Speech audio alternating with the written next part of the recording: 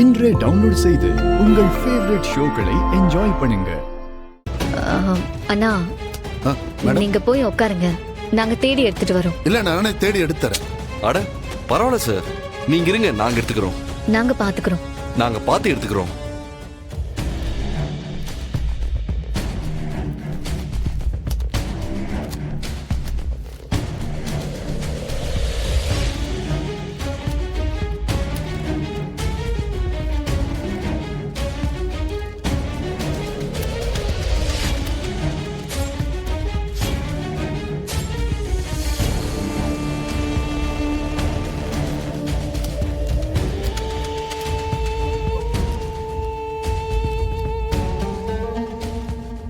ஐலி, ஹா?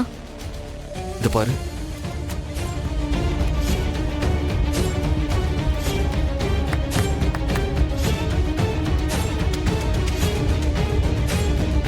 ஐலி, இது எல்லாத்தையும் இதுக்கு ஒரு போட்டோ எடுத்துக்கலாம்.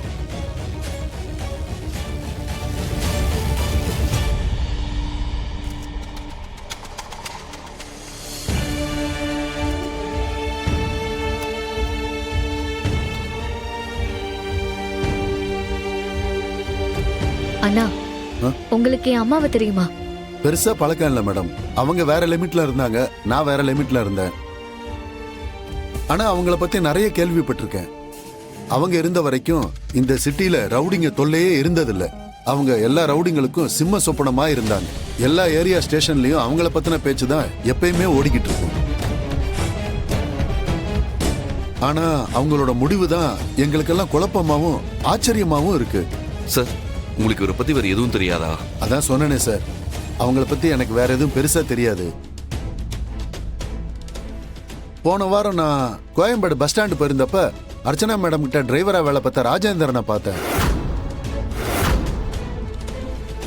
அண்ணே, உங்களுக்கு அவரை தெரியுமா? பல வருஷத்துக்கு அப்புறம் அன்னைக்குதான் மேடம் பார்த்தேன். எனக்கு அவனை அடையாளம் தெரியல. அவனாதான் என்கிட்ட வந்து பேசினான். உங்ககிட்ட வந்து பேசினாரா? என்னென்ன சொன்னாரு? அர்ச்சனா மேடம் இறந்ததுக்கு அப்புறம் அவன் மலேசியா போயிட்டதாவும் போன வாரம் தான் இங்க வந்ததாவும் சொன்னான் மேடம். அப்புறம் வேற என்ன சொன்னாரு? அப்புறம் என் ஃபேமிலியை பத்தி விசாரிச்சான். நானும் அவன் ஃபேமிலியை பத்தி விசாரிச்சேன். அப்போ அவரோட ஊர் எங்க இருக்குன்னு உங்களுக்கு தெரியுமா? தெரியாது மேடம், நான் பெருசா எதுவும் விசாரிக்கல. சார், அவரோட ஃபோன் நம்பர் இல்ல அட்ரஸ் ஏதாவது இருக்கா? இல்ல சார், அன்னைக்கு உடனே என் பொண்ணுக்கு பஸ் வந்ததுனால பெருசா எதுவும் பேசிக்க முடியல. நானும் போயிட்டேன், அவனும் போயிட்டான்.